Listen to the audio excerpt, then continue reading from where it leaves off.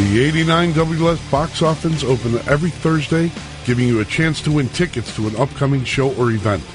This Thursday, it's your chance to win tickets to see Fleetwood Mac at the Allstate Arena on June 14th. Tickets go on sale this Saturday at 11 a.m.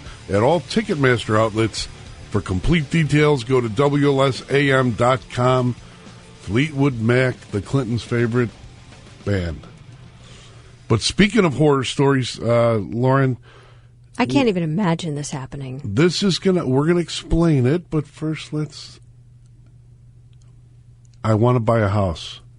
Not that I really do, but I say I do. Let's say you do. And you were in real estate when you were young. I was. It helped pay for my college tuition. So what's the one question I should ask, based on the news of the day, to my real estate agent when I'm thinking about buying a house? Say it's like on the end of a road. It's lonely. It's a Victorian painted lady. It's perfect.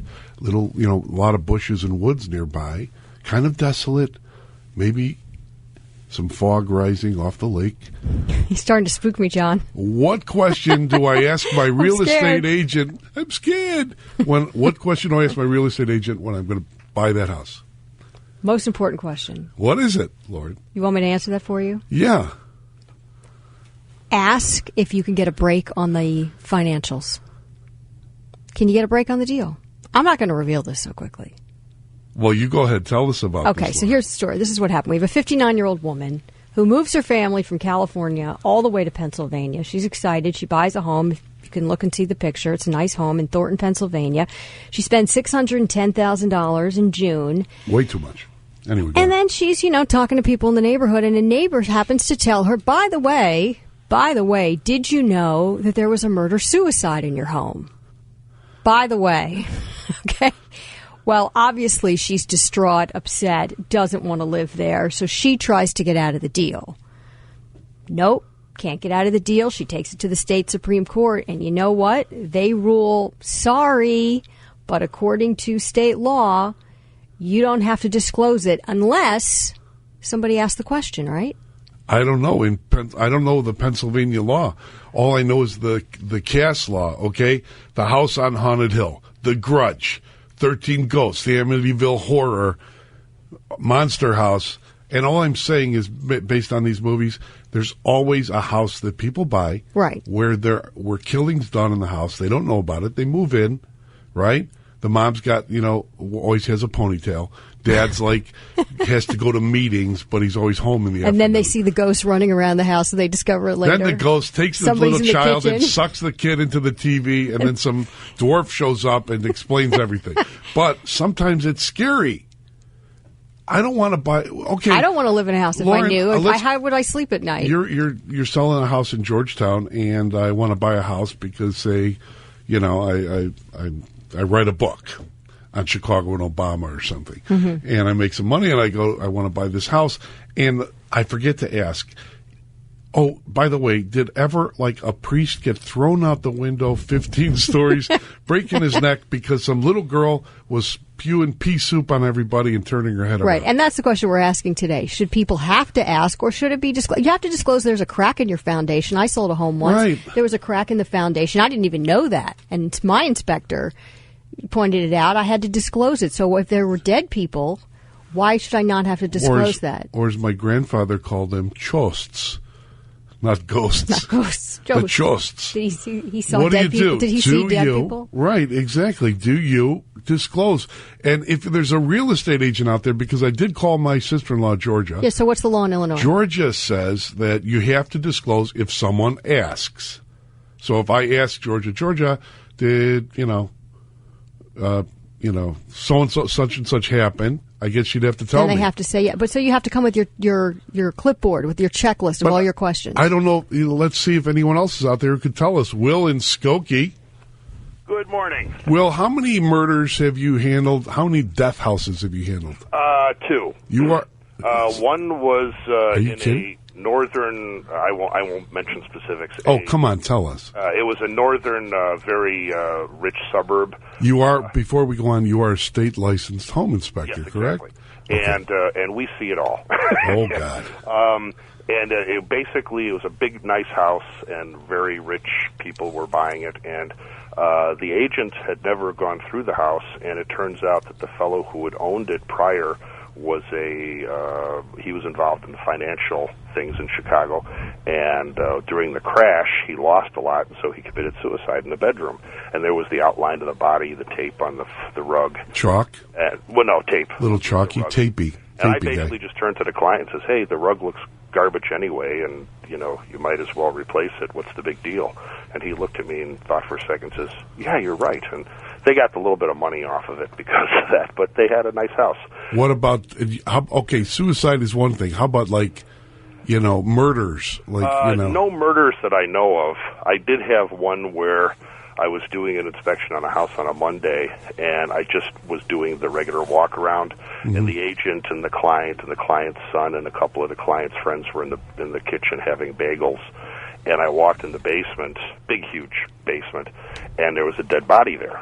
And I went over and I checked his pulse, and he wearing was the clown suit. No, no. It turns out that he was the owner. It was a foreclosure, and he had come by the previous Saturday to get some boxes.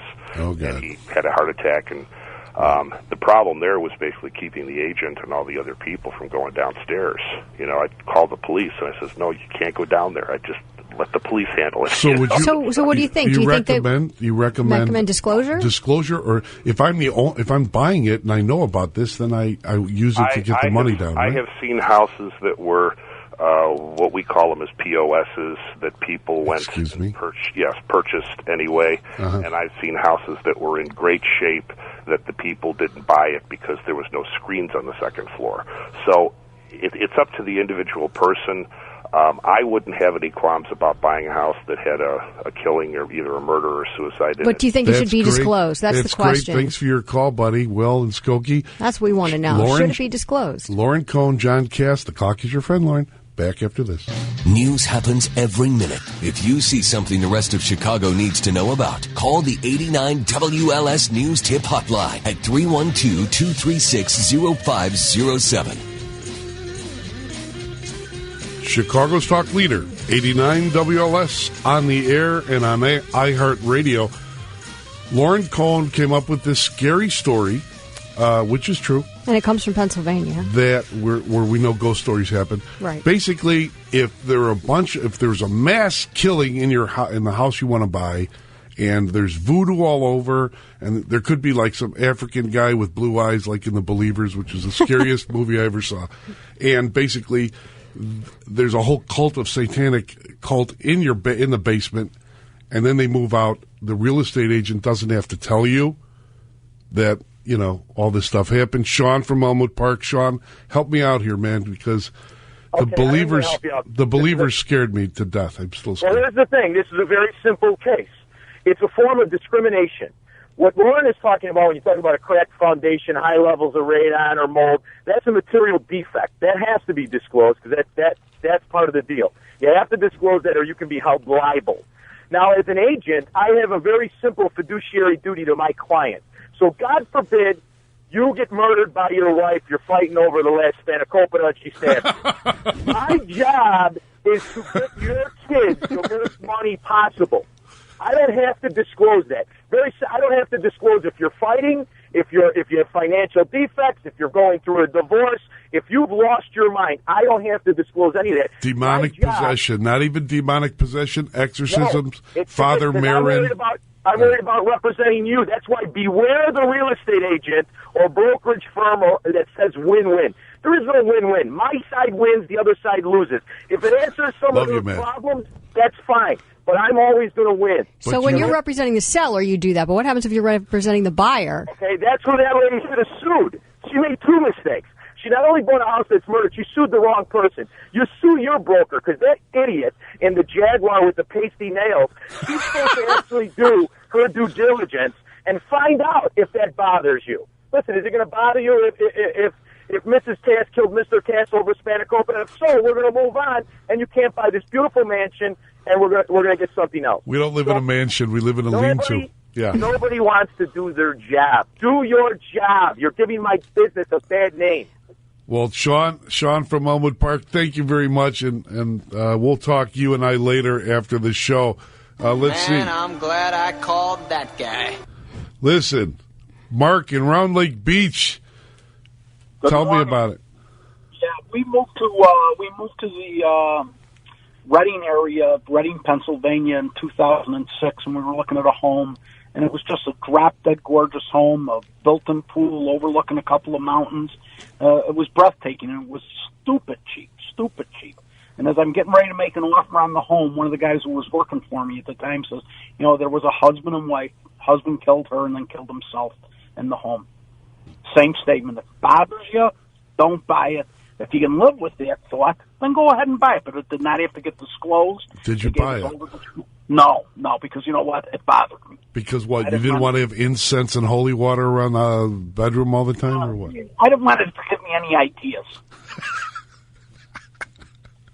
Mark, thanks for sharing. Thanks, Mark. Thanks.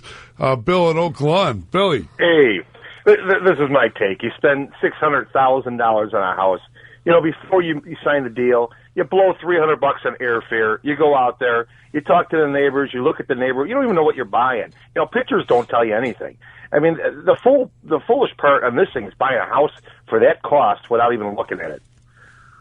Well, thanks a lot, Bill, because I think Bill has a good point. He says, there. do your due diligence. Talk to your neighbors. See if they're even friendly. And Sean, I hope Mrs. Cass doesn't kill me over the spanakopita, because that would be terrible.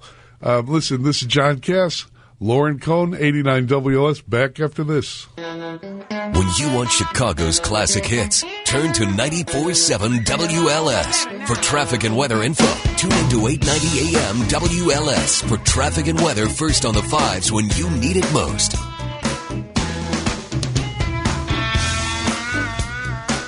Lauren Cohn, John Cass, 89 WLS, taking your calls, 591-8900. Here's a text from 217. Haunted and murder houses don't have to be revealed in Illinois. If asked, I live in Decatur, formerly Chicago. An axe-murderer happened down the street from me. Take out the holy water. Scary. Sprinkle it on the ground, my friend. I don't know. I'd want it to be disclosed, John. I want to know. But I do my due diligence. I'll tell you what I do want to know. But not everybody does that. Why is the President of the United States spending millions upon millions of dollars to go to Arizona for a political speech?